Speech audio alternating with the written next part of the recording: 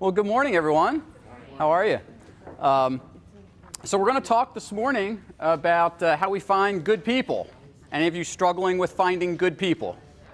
Okay, sure. So they're out there. Where are the good people? I'm sorry? Right here, in this room. We're all here. They're working, are they not? I mean, they're not out on the unemployment lines because there's not that many folks on the unemployment lines. And so the reality is if we're going to find good people, we've got to be willing to do a little bit of stealing sometimes because the good people are employed by other organizations. So we're going to look at that and figure out where can we go find these folks. How do we maybe tailor our recruiting message to the kind of folks we're looking for? And then once we get them, how do we reward them for a job well done? So I like to be very interactive. So as you have questions, comments, complaints, shoot your hand up. Let's address them. Let's address them right away because I want to make sure that you get out of this what you need to get out of this. And I've been made aware that the slides will be given to you at some point here after the conference. So. What we're dealing with today is this idea that we've never had such a diverse workforce as we've had for, say, the last 7 to 8 years in terms of the amount of generations that are in the workforce. And so, you've probably all attended sessions where you've learned what those generations are and how to get them to get along and all that stuff. And we're not going to talk about how we get them to get along because that's another topic for another day. But what we want to look at is how do we create an employment message, a recruiting message that's going to appeal to specific generations? And what we'll see is that doesn't mean you have to create 4 or 5 different messages necessarily, but maybe those messages just have to be tweaked a little bit and sent out through different channels. So that's what we're going to take a look at initially. Okay, is if we're going to target a specific generation, what do they need to hear that will pique their interest in our employment opportunities? And so really when we look at our strategy here, I've got four bullet points up there for you. I think that when we think about recruiting, it's a broader picture. What we're really talking about today, I like to think of as talent management. And that starts with a recruiting plan. Now, I don't want to show of hands because I don't want to incriminate the guilty, but think about your current recruiting situation. Is it, we know what openings are coming based on our growth. Maybe folks have told us they're retiring or they're moving on, and so we've got a plan to fill that. Or is it, Sue just gave her 2 weeks notice, what do we do? If you're in that second bucket, you probably find yourself scrambling on a rather routine basis to fill that seat and to fill it with a good person, because depending on the nature of that role, you're likely getting heat from above, or maybe you're the one giving the heat to the people who are doing the hiring, saying, get someone in that seat. What's the danger of being in that mindset of get someone in that seat? Wrong person in what way? Well, they might not have the talent for the job. Okay, might not have the talent for the job. What else? They're not going to stay. They may not stay. What else? Could they be the right person who's willing to stay and still not be a good fit? How might that look? It's disruptive to the whole department. Then you have more than one vacancy. Now you're talking possibly 2 or 3 more. Okay. Because you hired somebody that's not a good fit. So Sure. It's disruptive. Sure. So they become that bad apple who starts to poison the well a little bit, and they chase other folks away. And so when I think about recruiting, it really has to be, and we'll look at what having a true HR strategy means as well. It has to be part of that strategy, where we have to have a plan for what we're going to do when and what we're going to do if. And that's part of what we're going to cover today is how do we develop that plan? How do we create that message ahead of time so instead of being reactive to the situation, we're out in front of it. And that we're always thinking about recruiting, that we're not only recruiting when we have an opening. Maybe you're fully staffed right now and you've got the best team you've ever had. You should still be recruiting. In fact, I would argue That's the time we should be doing the most of your recruiting, because your employment brand is probably at its best. And we'll look at that concept of what an employment brand really is as well. So one of the things that I think when it comes to recruiting, I'd like to get into a little bit is, how many of you rely on information from your current employees to help you figure out the types of people that you need coming in? 1, 2. Okay, can you tell me what you rely on? Just the workflow, the pace, and what the type of person I need. Workflow and pace, and who helps you decide the type of person? How do you get that sense? My coordinator, Okay. the rest of the team. I mean, we Rest of the bring team? somebody in to shadow, to see Ah, shadowing. what Interesting. the deal is. Okay, we're going to talk about that concept. Okay. Anyone else? Yeah. Yeah, I think I've learned to involve as many people in the process from as early of a point as possible. Okay. I think it's really important that the co-workers of the individual are included from the beginning. Yes. That includes with resume submission, for example, in the clinical, we have a nurse manager, but she incorporates the team. Okay. The team, and they feel empowered to be even in the interview of the person, because they have a lot of Sure. insight that I ask about. Yep. So at the end of the day, you try and get the people that are going to be working with each other, as well as the candidate themselves. And I just had some really good success with 2 nurses and nurse manager come in. Excellent. And we used them, and I turned the scale back on them, and I said, we wanted to give you the opportunity to see who you will be working with. And the one nurse practitioner said, I have never had an interview like this, where Wow. I'm actually meeting people ahead of time Mm-hmm. who I'll be working with, as well as the office she'll be working with. Sure. So it's just a different kind of a strategy, but bringing everybody from the beginning. It's powerful, though. And it worked, and I got a fantastic Yeah. practitioner. There's you guys familiar with Zappos, the company Zappos? Okay. And I had the opportunity a number of years ago to hear Tony Hsieh, their CEO, talk.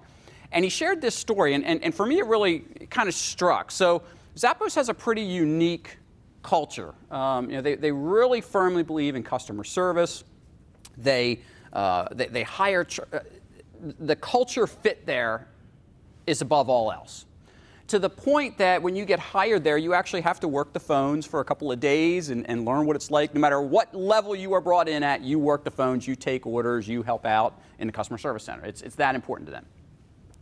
And so he was sharing that they had a high-level finance opening. It may have even been the top finance, CFO type person. Brought several candidates in, and one guy just wowed them. He said all the right things, had all the right credentials. Management team was feeling pretty great. So he departs, and it just so happened that Tony was leaving later that day on a business trip, and they had a company driver that would shuttle back and forth to the airport. He starts talking to this gentleman, the driver, about the gentleman who had been in, and the driver shared some pretty candid comments that this guy had made. Very demeaning comments to him as you're just the driver, get me to where I'm going. It was the Jekyll and Hyde thing. He had the show that he was expected to put on when he was in the boardroom presenting and interviewing. But a different face emerged with someone, quote, lower on the totem pole. Guy didn't get the job. On paper, he was the one they needed. But they were so into not destroying their culture that they were willing to walk away from an otherwise fully qualified candidate because of that fit. And when I talk with executives, I often say, do you have the strong upper lip to be willing to make that decision?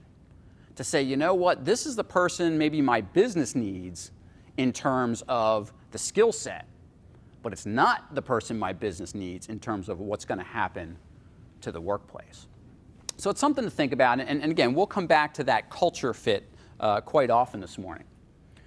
How many of you would say you have an employment brand? Show of hands. A couple of you are looking. I should see every single hand in here go up. You guys all have an employment brand. Whether you know what it is or not, it's a different story. You have one. If I asked you, does your family have traditions? What would you all say? Sure, we all have traditions. Good ones, bad ones, ones we'd like to get rid of, but we have them, okay? We have an employment brand. It may not be something we formally put together on paper and said this is who we want to be in the marketplace, but the marketplace has determined that for you. And so we'll talk a little bit about building that employment brand because that's going to be key to the types of folks that are going to be attracted to your practice.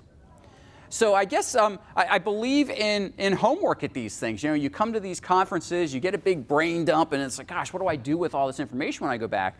I think one of the things would be to collect your team and start trying to figure out, what is our employment brand? What do people say about us? Go out and check Glassdoor. Any of you ever checked Glassdoor ratings? Okay, there's that. You guys are all servicing the public. Perhaps there are reviews out there about your practices, even from a consumer standpoint, because that bleeds into your employment brand as well. So I would start there. Figure out what your employment brand is. First off, is it good or not good? Okay, but then figure out if it's in either one of those buckets, why is it there? What's going on? Because that's going to determine how you make your recruiting plans going forward. Certainly, if you have a negative brand in the marketplace, it could be due to a lot of different things. There could be the perception your pay's not that great, your benefits aren't up to par, the working hours are horrible, the other staff, the management team's horrible. I mean, it could be any number of things that get you labeled as having a poor employment brand. On the other hand, simply having high pay and great benefits doesn't necessarily put you in the good bucket either if you've got a bad culture. So I'd make time at your next executive meeting to say, you know, get a sense for what's going on with our employment brand. Maybe talk to some of your most recent hires and find out, why did you come here? Chances are with some of the specialized positions that all of you hire, these folks have other opportunities. It might be nice to find out why they selected your opportunity. That can start to tell you what your brand is like. Do some digging around on Twitter, on LinkedIn, on job boards to see, are people saying things about what's going on in your practice? That will give you a sense of where you need to start. And I don't want to spend all morning talking about the employment brand, but it's going to be that important. It really is a basis for how we get the best and the brightest people to come to us so that we have a selection of the cream of the crop. And so ultimately, what we really have to think about is looking at the diversity of our workforce. And you know, a lot of people, when you use the word diversity, right away they jump to race. But it could be gender, it could be generation, it could be socioeconomic status, it could be religion, it could be all those things and much, much more, obviously. But take a look at your workforce and say, what makes my workforce unique? What's the unique blend that I have right now that's making us work so well? Or what's going on with the blend that's causing us some problems right now? And how does the blend need to be different? Because you're in a public-facing industry, does your employee base look like your client base in terms of maybe race, gender, generation, whatever? Okay? Those are things we think about. Okay? And those are things that can certainly bleed into other parts of our business model. I know you're going to have some business development talks later on today. That's certainly something. People, you know, and to a certain extent, like to deal with people that kind of look and think like them. So do you reflect the kinds of folks who are coming into your place of employment to do business with you? Something to think about. All right, so let's take a look at what I consider to be an effective recruitment strategy, and it kind of comprises these four things. So the first step, I think, is the obvious one, and that's how do we get candidates from a diverse set of sources. So what sources are you guys using right now to attract talent? Indeed, okay? Common one. What else? ZipRecruiter, another good one, okay? LinkedIn, excellent. Facebook, okay? Others? Current employees, okay? We did a job fair. Job fairs? Anyone doing good old-fashioned newspaper ads? Every now and then, okay? Depends on what the position is. Sure. And also patients. They are a wealth of sources. Ah. Community of insight on hiring. Excellent. They So always give their opinion anyway, so yeah, use it. your customer base. Why not? Why not? Okay? So when I think about pulling that talent in from a diverse group of sources, the things that I'm hearing, that's the start of that. Okay? If you put all your eggs in the Indeed basket, you might get decent results and not great results. You only use ZipRecruiter, again, you might get good results. So you have to have a blend. You have to figure out what's working for you and what's not. If you haven't tried one of those, why not? What's holding you back? And I think a lot of it has to do with, again, the type of position you're looking for, and we're going to explore that here in a little bit. Based on what level the position is, what skill set it is, what maybe generation we're trying to go after and appeal to. Are we going to the right source to find the right kinds of people? Are there industry databases you guys rely on? No? No? I was just speaking with an organization, it's actually an airport, and we're doing some succession planning with them. And so part of succession planning is if we don't have an internal person, where do we go? And there's a pretty strong airport executives association that has a very strong job board. And so for them, that's a key place when they have an opening, especially from, we'll call it mid-management up. That's where the bulk of their candidates come from. So if there are niche job boards like that for specific skill sets in your industry, you want to explore those as well. So really, your recruiting strategy has to incorporate a bunch of different things, and we'll look at all of those here this morning.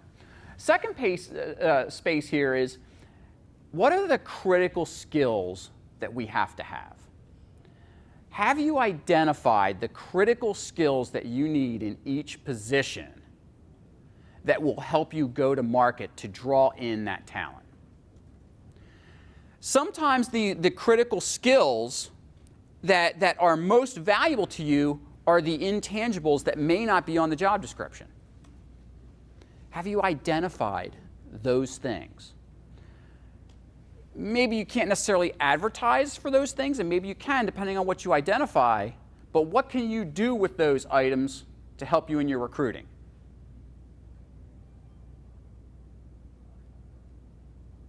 How will identifying those critical skills help you in the recruiting piece?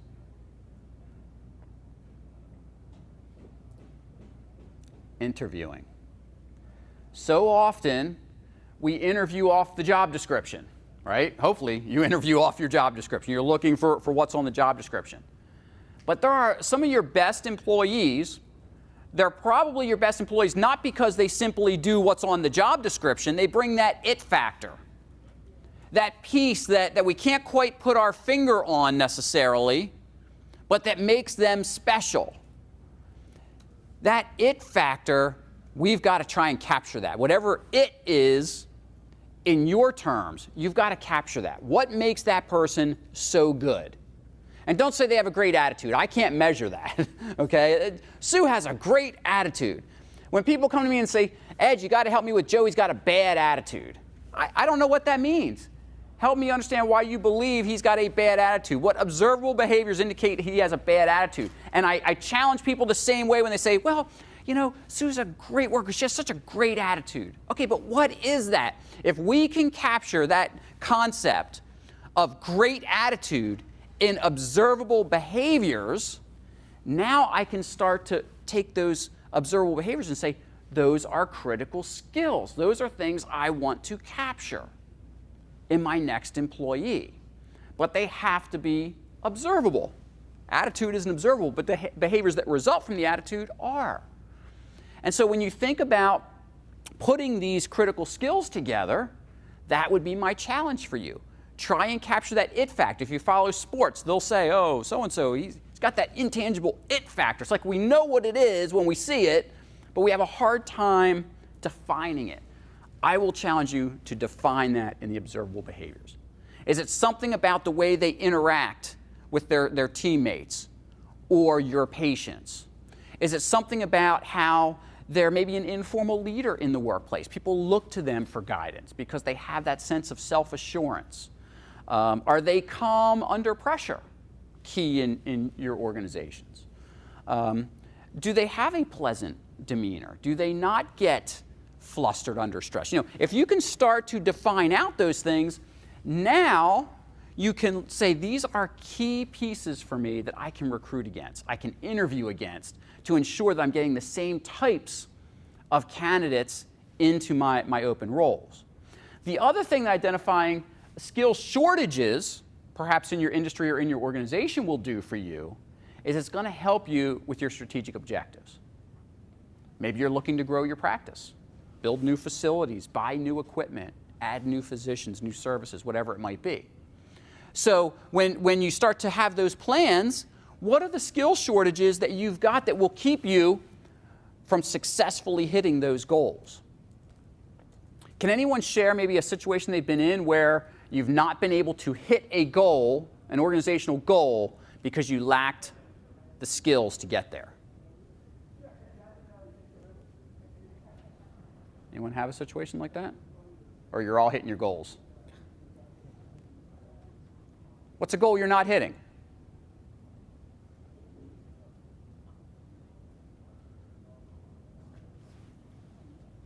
You don't know.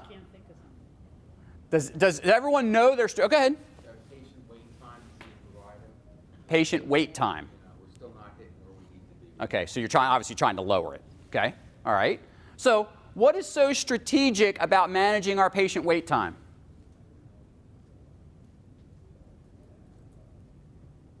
Well, it's referrals to other people. Okay. They say, I had to wait X amount of time to see X amount of person. Okay. I'll go somewhere else. Mhm. That's a strategic negative. Sure, absolutely. So that becomes part of your brand, not your employment brand, but It's not measurable either. It makes you even more scary because you don't know Sure. what the measurement of negative word is. right, You know? right. So maybe 30-minute wait is too long for me, but it's an hour for somebody else, and somebody else is 10 minutes.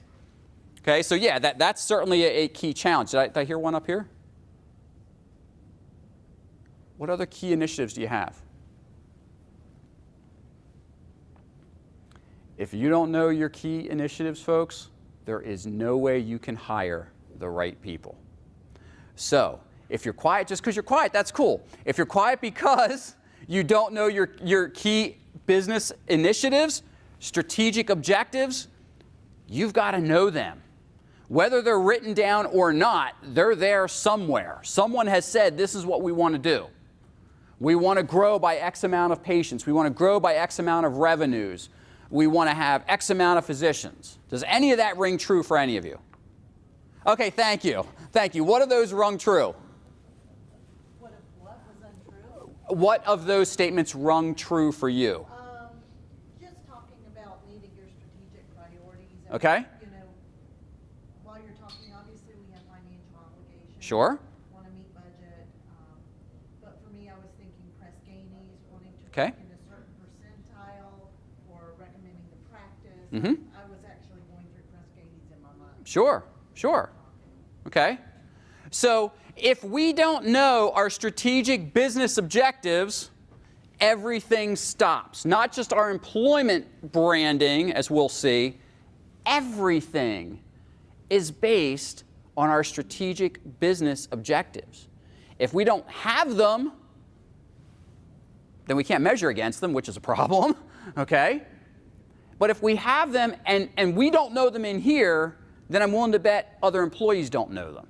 And if the employees don't know your strategic business objectives, they don't know what they're working towards. They're showing up and checking a punch list of job duties, and that's all they're doing for you.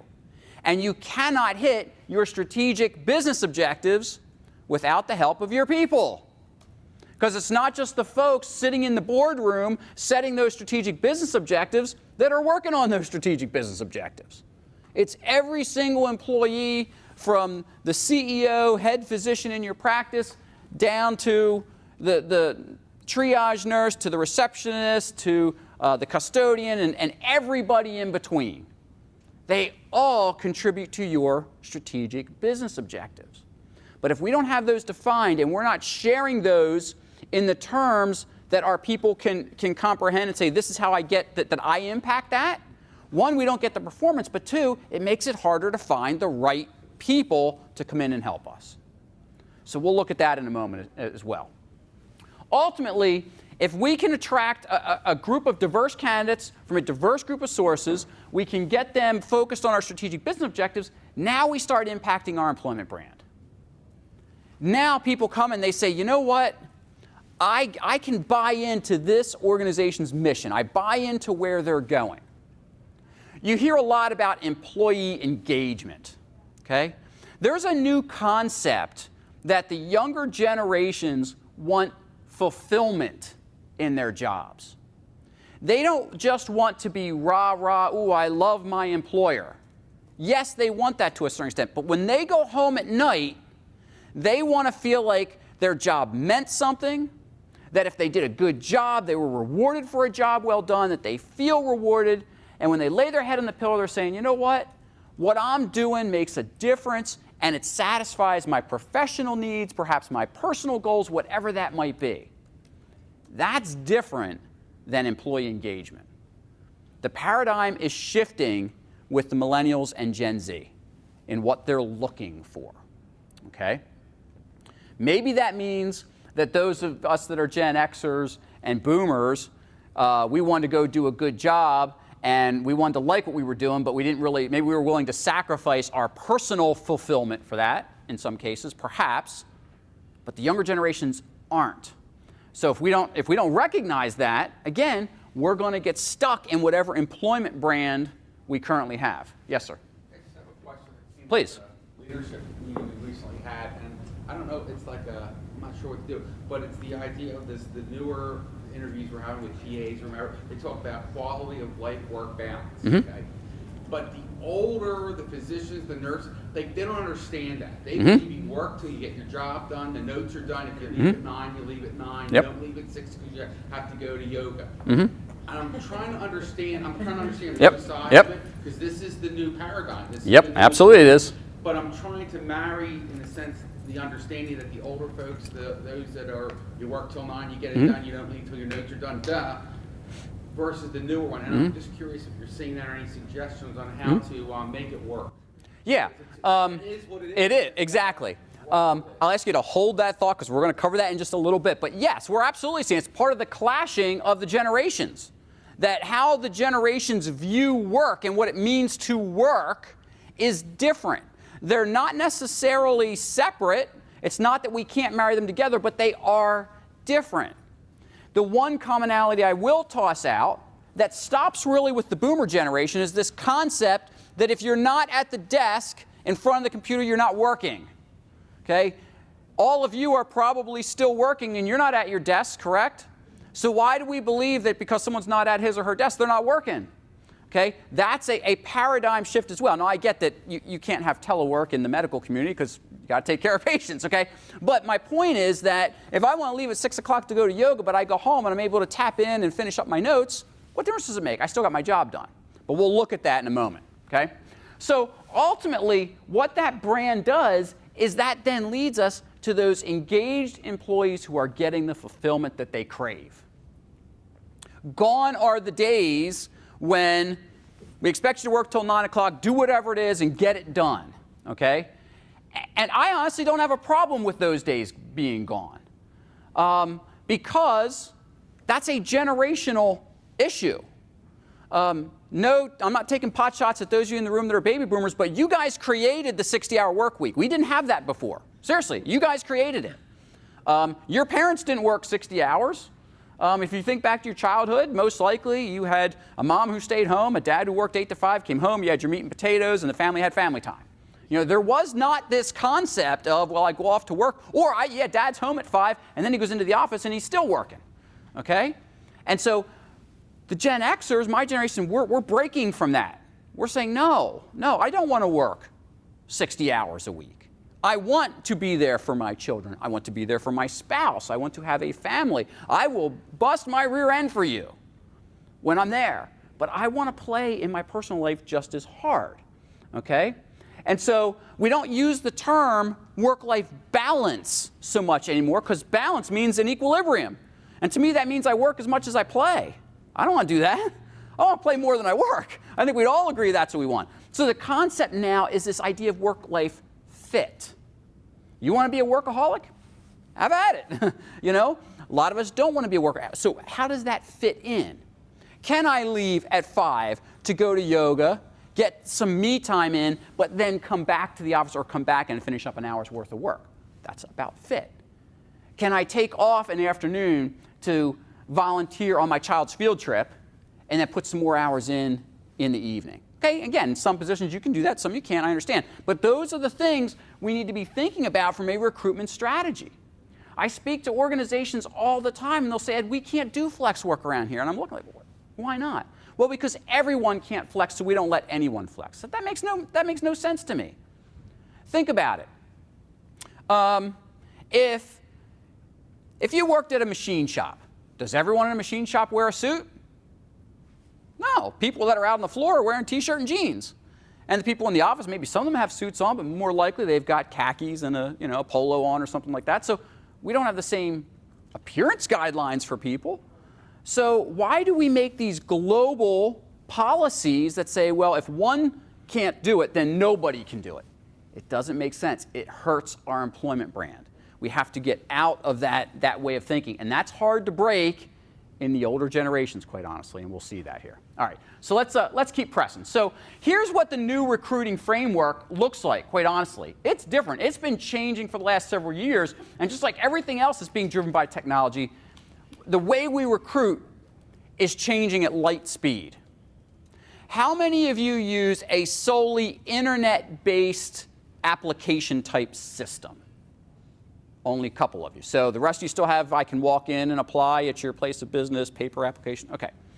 So nothing wrong with that. Nothing wrong with being old school. Okay.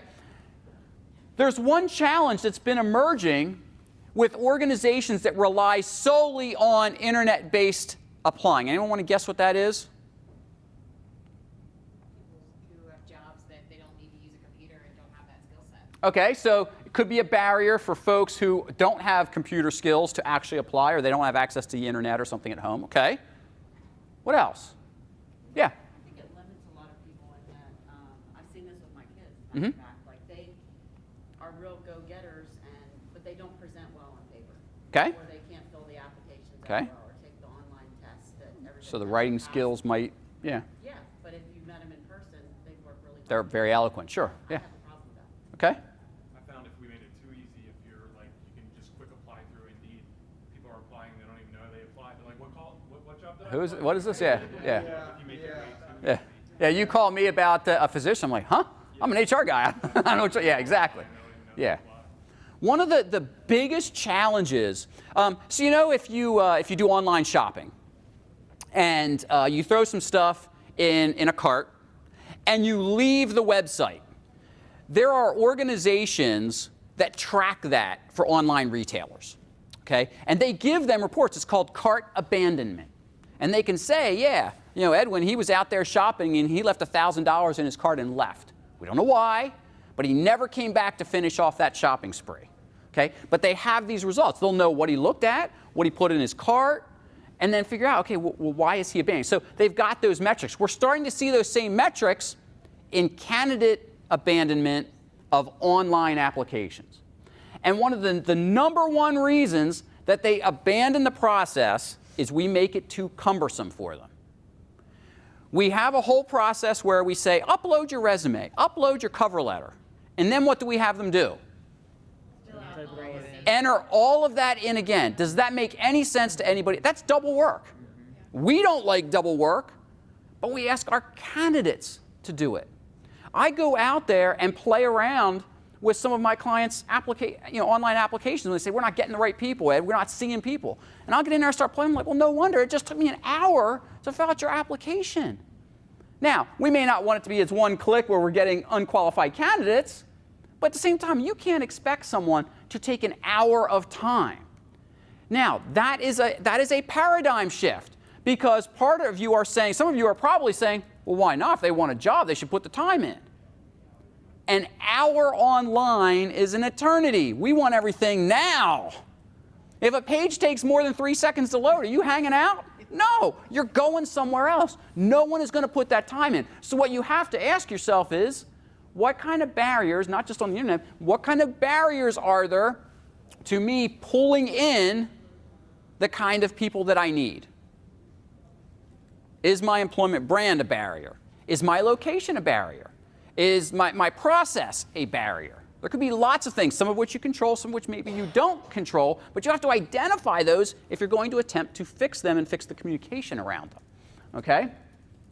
And so when you think about it, social media has changed the game, and many of you are using social media. LinkedIn, I heard.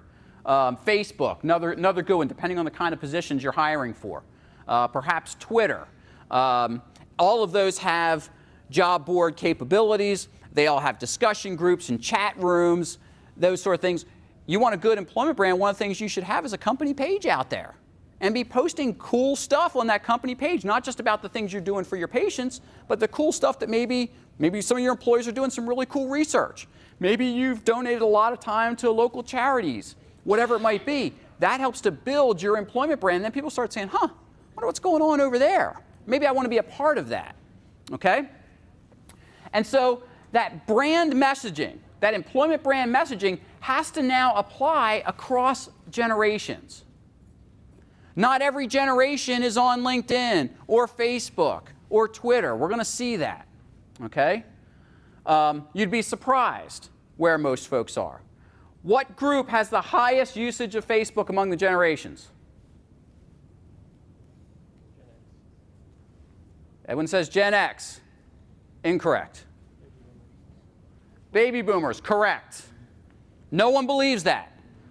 Baby boomers are the #1 generation in terms of percentage using Facebook. Go figure. Most of the sociologists assume that it's because they've got dispersed families, they're grandparents now, and it's a way to stay connected with extended families, seeing pictures of grandkids and such. As a Gen Xer, I am not on Facebook. I live a public enough life in my business world. You can find me all over the place, anywhere except Facebook. Lots of my friends, not on Facebook.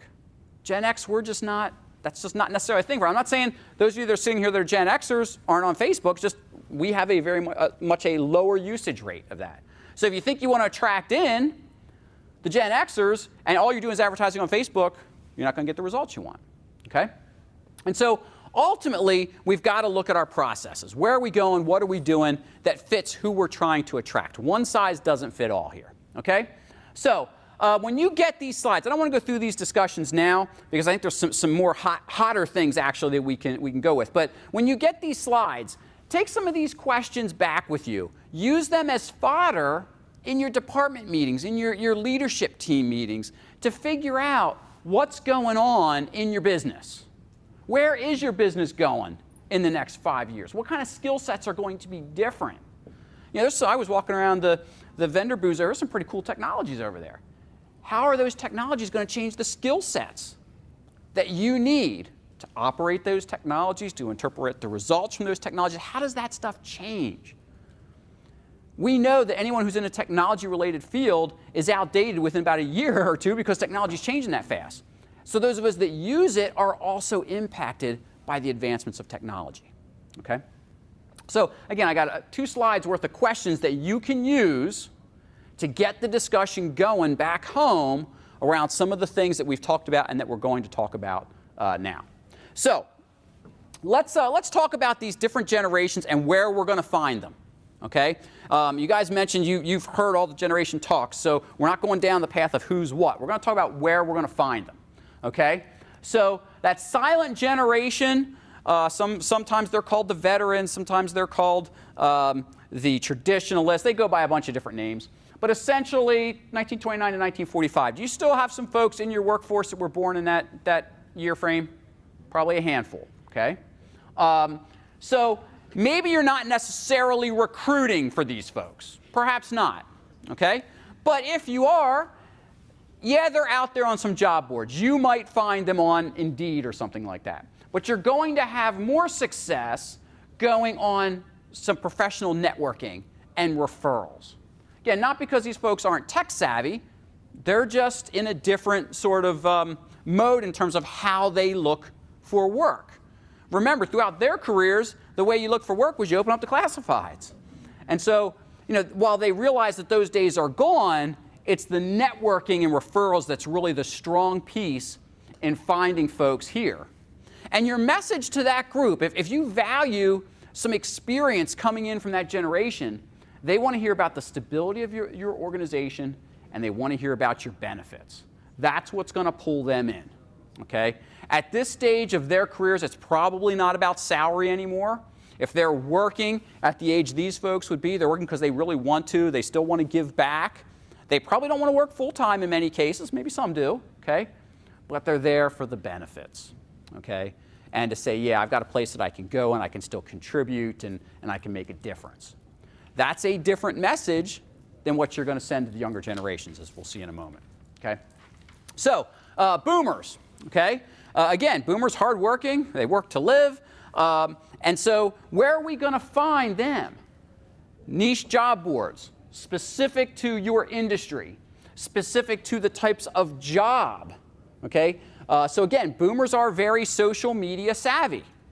And so maybe Facebook is a way. Maybe there are Facebook groups out there specific to your industry that you could post on, okay? Maybe you can use a media campaign on Facebook to draw people to following your company page on Facebook, okay? So these folks, and again, professional networking, another way to pull in the boomers. They want to hear something a little bit different. They want the stability, they want the benefits, but there's salary. Why did the boomers care about salary when their predecessors didn't? What's the divider there? People older have already hopefully saved for retirement. Okay. I'm still trying to. Okay. So. You probably got hit by the recession. Yeah. Okay. I'm So, tail end of the baby boom. sure. So there was supposed to be this giant sucking sound about 10 years ago of all the boomers exiting the workforce. And there were blog posts and books and seminars on the great void of labor. And you'll still see some of those things. Oh, when the boomers retire. Oh, and it was gloom and doom. And it didn't happen. In part because of the Great Recession. People lost so much in 401ks and retirement plans, said, okay, we got to fill the coffers back up.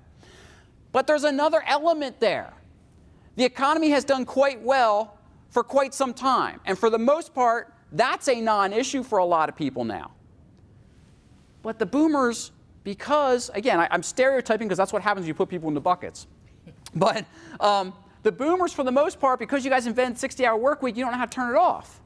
So there are many boomers that are still working. And when you say, you know, why haven't you thought about retirement? I don't know what else I'd do. That's kind of sad when you think about it, because if you ask Gen X, Gen Y, Gen Z, they know exactly what they're going to do in retirement. And how quick can I get there? Okay? So again, it's a generational shift. So we still, if we're going to try and go after boomers, and yes, they should still be in your recruiting plan because, again, at 1964, they're, you know, early, yeah. So thanks for doing the math for me. So Somebody likes to remind me. their quote, not that old, okay? You know, they're still in the prime of their careers. So yes, we can still attract boomers in, but we have to recognize they want the stability because they're in the tail end of their careers. The benefits are critical for them, but salary is still up there. So the message is a little bit different, okay? All right, let's look at the Gen Xers. So, you know, here we are. We were the original 20-somethings. And, you know, that concept, what's interesting is that when the Gen Xers, when we first entered the marketplace, we were viewed as kind of the spoiled brats by the boomers. What does everyone think of the millennials? Spoiled brats. I mean, that's all we think about of the generations behind us. So that, you know, let's get that out of the way right now, okay? However, take a look at what's going on from recruiting for the Xers. We're still looking for career advancement. Why is that so critical for Xers? I mean, we're at the height of our career as well. Why do we care so much about career advancement? Come on, Xers, you guys are in the room too. Why do you care about career advancement? You don't know? Who wouldn't care about career advancement? Boomers don't. Traditionalists, or the silent generation, they don't. And you could argue, well, that's where they're at in their careers. We care more because the boomers are still working and are blocking our path in some cases.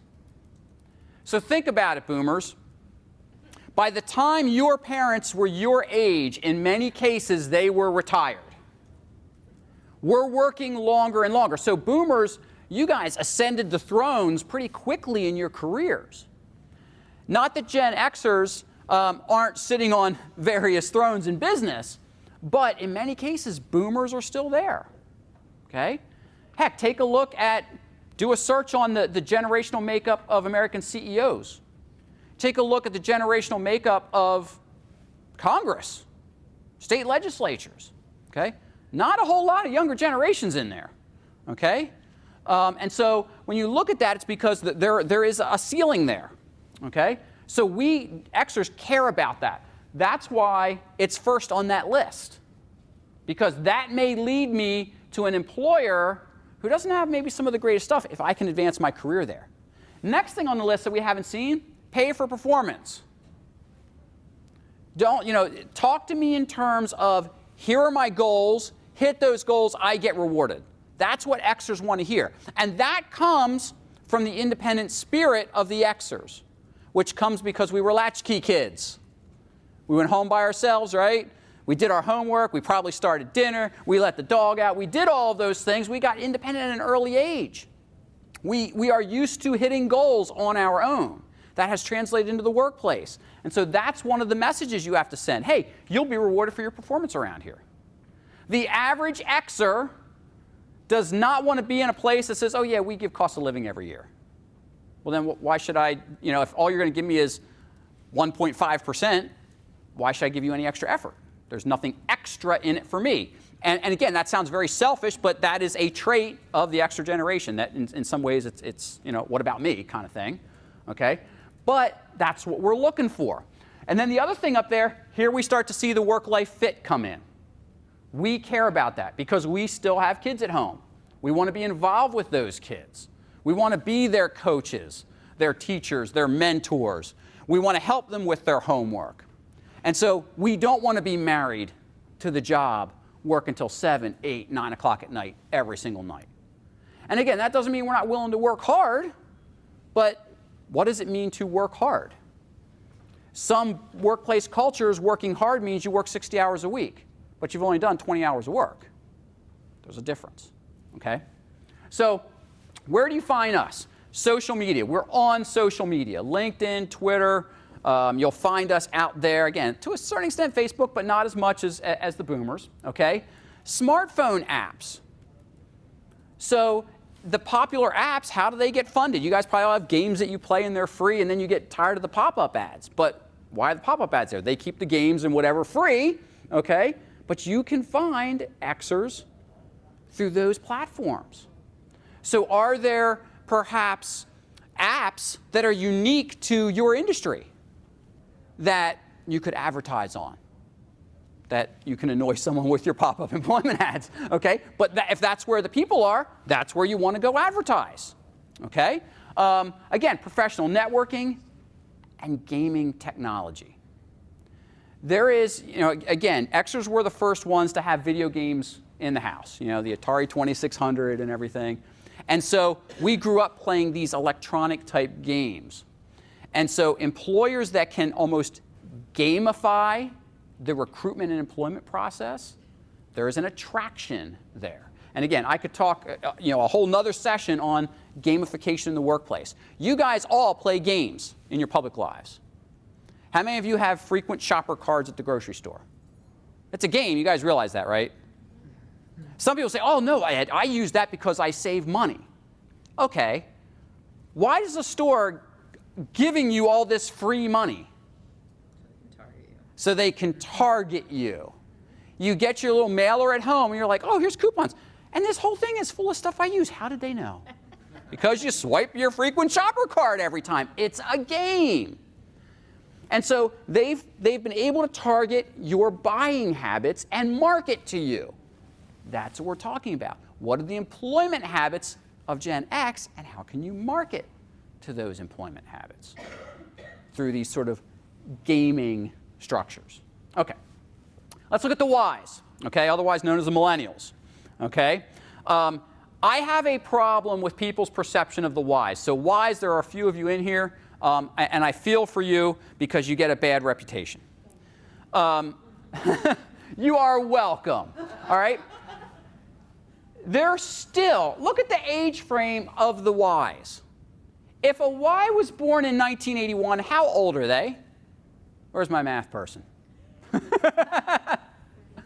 37. Are they kids? No. Do they, in many cases, own homes? They got mortgage payments. They got a dog. They got the white picket fence. They got a significant other. They got 2.5 kids. Whatever it is. They're big people now. Treat them like big people. Even the youngest of them in 1992 is 26. Now, okay, they're still getting their feet wet in life and everything, but they're not, quote, kids anymore. I guarantee you when you were 26, you didn't think of yourself as a kid. Now, maybe the older generations thought of us as kids. Okay, I get that. My point is that the millennials are not the new kids on the block anymore. I get so frustrated when I speak at a lot of conferences, and almost always in a multiple-day conference, there's some topic on how to engage the millennials, how to recruit millennials, how to do this with the millennials. I'm like, you know what? If you haven't done those things, that boat has sailed. You should be focusing on Gen Z. They're the ones coming out of college now, okay? If you haven't figured out how to engage a 36-year-old who's been employed with you for the last 15 years, ain't going to happen, okay? So again, nothing against the millennials that are in here, okay, that I know it's been all about you guys, but I get frustrated with that. So when you're looking at your recruiting message to the millennials, look at the things you've got to talk about. It's not just benefits anymore. It's unique benefits. Things like pet insurance, maybe. That's a unique benefit. Tuition reimbursement. Not for classes that you have paid for, but helping them pay back their student loans. Huge attraction to millennials. And people say, oh gosh, how can you afford to do that? We'll pay it off and they'll leave. You can put handcuffs on it if you really want to. There are ways to do that, okay? You have to find out what your millennial employees want in terms of the unique stuff. To just say, we've got the best medical plan, and we've got this and we've got that, okay, it's important. But what else is there? They're looking for something bigger in their employment experience, okay? They want the team collaboration, that community involvement. Remember, we forced them into play dates. We forced them into supervised team activities where everyone got a trophy. I hear people complain all the time, oh, these millennials, they're spoiled, they always got trophies. You know what I say? Who gave them the trophies? The person who's doing the complaining gave the trophies. Whose fault is this? It's silliness to me, all right? So, but what that has created is a generation that appreciates teamwork and social collaboration. Their video games jumped out of the 1 or 2 player with a joystick sitting in front of the TV to, I can log into my computer and I can play with a friend across town, across the world. And we can get the bad guy together. They're looking for that in the workplace. Not get the bad guy, but they're looking for that collaboration. That comes back to your employment brand, okay? So where are we going to find them? Oh, there's the fun environment and the flexibility too. They want the flex time. They want to be able to go to yoga at 6 o'clock, maybe at 9 o'clock in the morning and come back.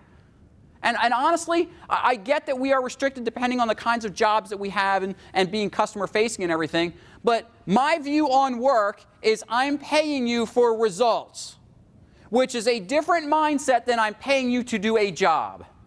Very different mindset, okay? If I'm paying you $50,000 a year and you're getting the results that I'm paying you that $50,000 a year for, and you're getting them in 30 hours of work a week, should I care? Personally, me personally, I don't care. Maybe I'll give you some more work, okay? But the reality is, that's the employment relationship.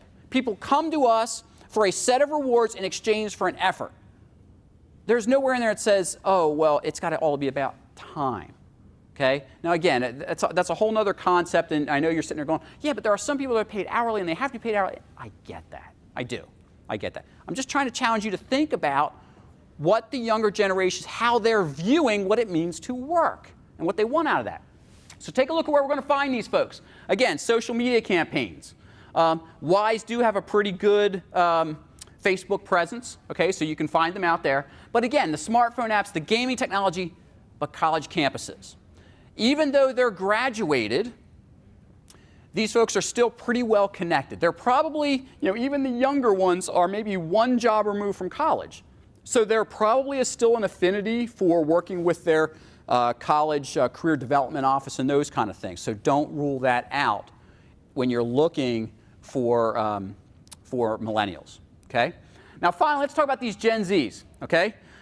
They're still being born, and the first of them are really just starting to enter the workforce, okay? When you think about those born in '93, they're 25, okay?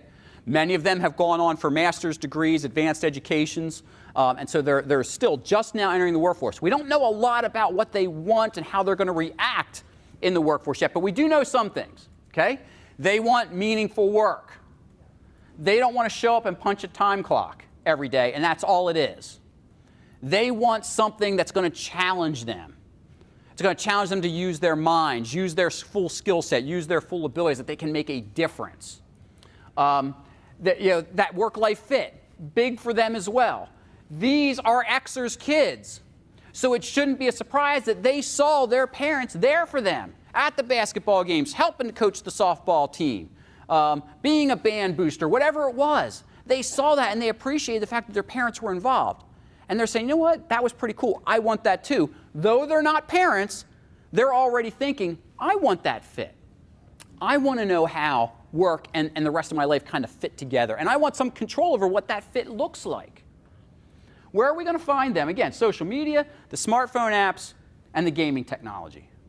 If you have Gen Z children or you interact with Gen Zs, you know that they could be sitting next to each other having a full conversation and not saying a word. You'd think it was like some sci-fi thing, okay? They're having a texting conversation. This is what they do, okay? We can make fun of it. We can do whatever we want. But guess what, Gen Xers? You guys did that too. What did you do it with?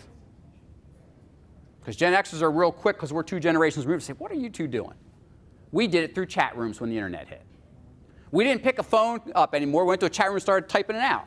Wait a minute, isn't it more efficient to pick a phone up and call someone and have it? No, we would start typing stuff out. Or we had email chats or whatever the heck it was. All right? So we did it too. Every generation has its idiosyncrasies. All right. So let's take a look at some strategies here. I'm going to blow through these pretty quickly because I think we've hit a lot of them already. From an online standpoint, online stuff, very economical, hits lots and lots of people, but it's got to be targeted. Okay? Got to get to the right people in the right space. Campus recruiting, job fairs. Be specific. Know why you're going to a job fair. It's a lot of time. It's a lot of money in many cases. So just don't go to them all. Know exactly why you're going to that specific job fair. Okay? And send people outside of HR. If you have a full-time HR function, not that HR can't be there, but send the people. If you're recruiting nurses, send a nurse out. Let them talk to a nurse about what life is like as a nurse at your organization. Maybe you can free up a doc. Who knows? Depending on if you're recruiting docs, it might not be a bad idea to send a doc to the job fair. Okay? I get that that's a higher cost, and you're probably going, yeah, right, no doc's going to do it. But think about it. Maybe one would be willing to do that. Okay? Universities, again, especially with the younger generations, the millennials and Gen Z, they're still very tied to their universities. Develop those partnerships. Be on the Rolodex of the person in the career development office of the local nursing school. They should know how good your employment brand is and be willing to refer their graduates to you without you having to pick up the phone. But that takes some effort to start those partnerships. Targeted recruitment, again, those specific job fairs, specific job boards based on what you need in terms of the skill sets, the types of employees and such. Go after them in a very targeted way. Internships. Anyone offer internships to folks? Okay, just one of you? Two, a couple? All right. Not a bad way to give a sample employee a test run. Give them a couple months and let them see what happens. You get a sense for whether they'd be a good fit for you. They get a sense for whether you'd be a good fit for them. Could be a match made in heaven. And at the end of it, if you're not a fit, no harm, no foul. They got some experience. They go off, and you made no long-term commitment to an employee. It's not a bad way. okay? Certainly word of mouth. Let your employees know when you are having openings. And I'd suggest that the message be to your employees, we're always looking for good people. Just because we don't, quote, have an opening doesn't mean I'm not willing to talk to good people.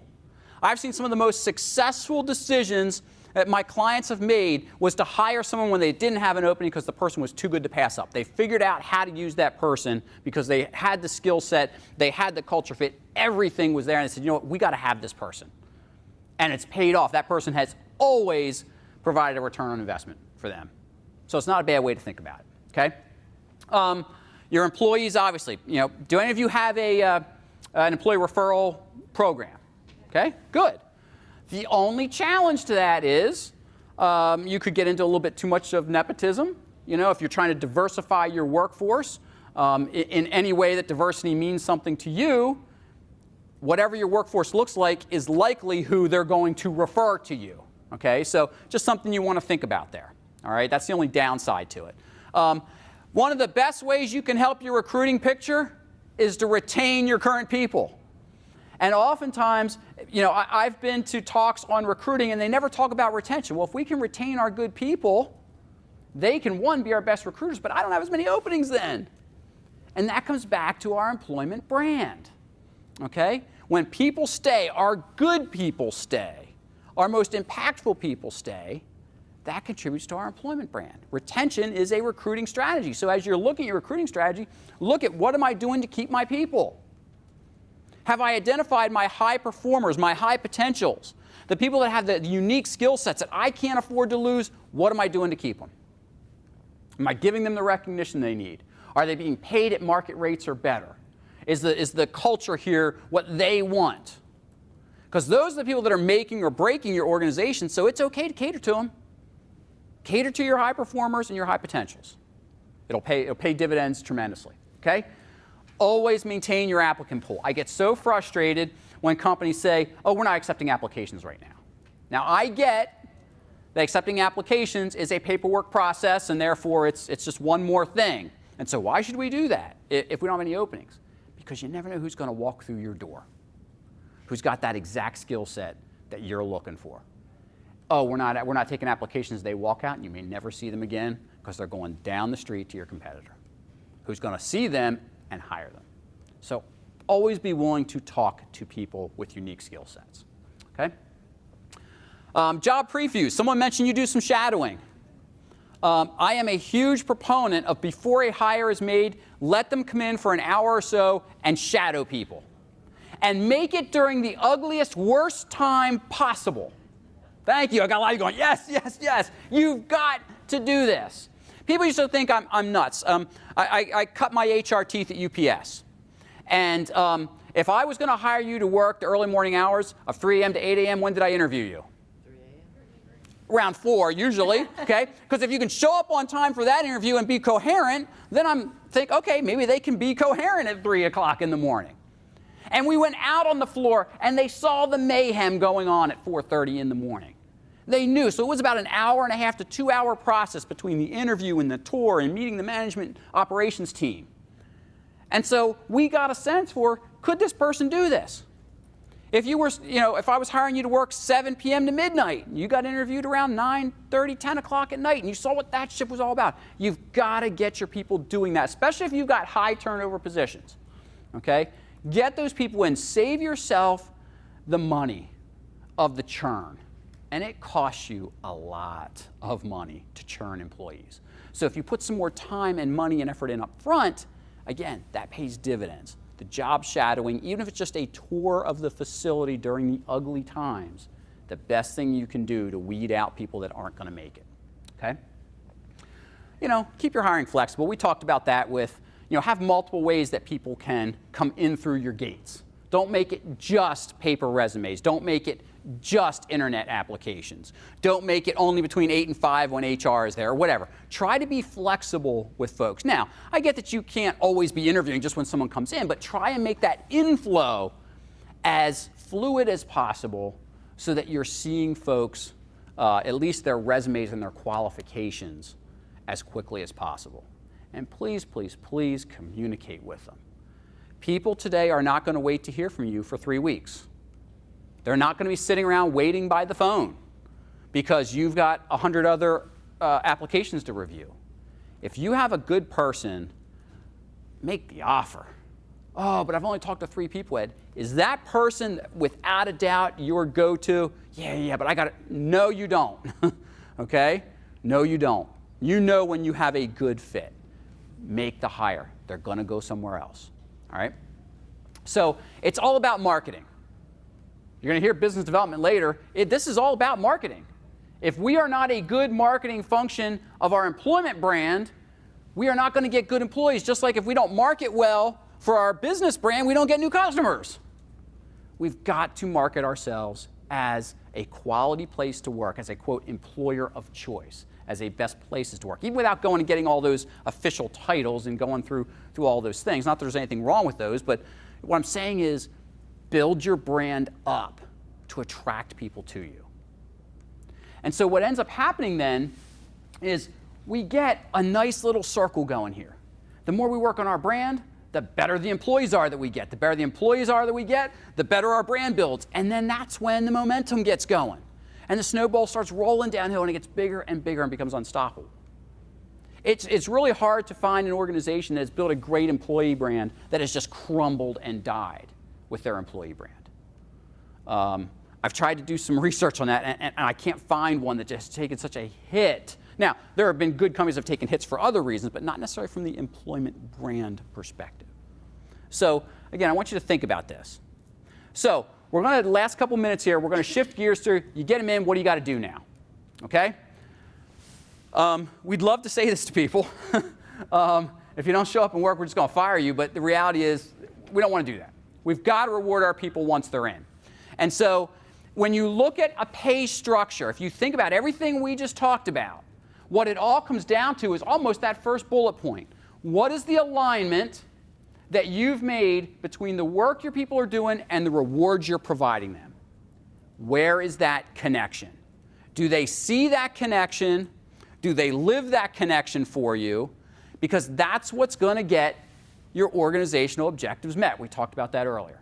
When people see that connection, they know what ties in. That's what hits your employment or your business objectives.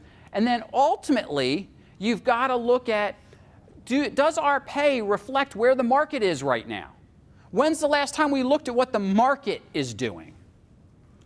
I had an organization come to me because they were losing bids for work, and they couldn't figure out what was going on. We started looking at things. And I said, when's the last time you looked at your pay rates? They said, oh, Ed, 20 years. I said, okay. Well, what have you been doing in terms of pay raises? Oh, well, people get like 3% a year, whatever we can budget. I said, okay, I already know what the problem is, but I got to prove it to them. I went out and did a market study. They were across the board almost 20% above the market. Now that sounds, woohoo, great, cool. No, it's not cool. Their labor costs were so high, they were pricing themselves out of the market. They were losing opportunities because their labor cost was too high. Now, maybe you want to be the highest paid in the market. There are some companies that want that. Great, go for it. All I'm saying is you've got to know where you're at in the market. Because if you're below market, you better know why you're below market. It might be okay if you've got a lot of other really cool things going on. But if you don't have a lot of other cool things going on and you're below market, you're probably not getting the candidates you want to be successful. In fact, I would guarantee you're not getting them. Okay, so there are a lot of different things that you need to think about when you're designing a pay structure. I'm not going to hit these all. Again, we could be here for a half-day seminar if we wanted to talk about them in depth. But you have to look, again, at your business plan and your management style. Anyone in here have any union people working for them? I wouldn't think so, but it is a consideration if we've got union employees or whatever. What you've done in the past, how the economy's doing. I mean, all these are things that impact our decision making. And we have to be aware of that when it comes to how we're retaining and paying our people. Because our people are aware of what's going on. I'm willing to bet you've had people in your office say, hey, I want a raise because I've done the research and I'm worth 10 more grand out in the marketplace. And if they've gone to someplace other than salary.com, maybe they've got really good data. But if you don't know what their job is worth, not only to you but to the marketplace, it's kind of hard to decide whether you're going to counteroffer or not. Personally, I'm not a big fan of counteroffering because 9 times out of 10 the employee ends up leaving anyway. But another story for another day. All right. Take a look at this model. I mentioned earlier that everything related to your people starts with your business strategy. And here's why. All the way over here, far left, is your business strategy. It leads this entire employment model. It's what determines your organizational culture. It's what determines your HR strategy. And those things wrap around everything you're doing with regard to total rewards. If you look at that ball in the middle there, those, half a dozen items, that makes up your employment brand. What are you doing in those areas to reward your people? Are you a best in class in all of those organizations? Because that's what leads to your traction and retention. It's what leads to your engagement, which leads to your business performance and results. It all starts there. That's why we spent time at the beginning of the session on what is your business strategy? What are your business objectives? You've got to know it, and you've got to be able to tell your people what they are in the terms that it means something to them based on their job. Okay? I want you to take a minute, look at this list.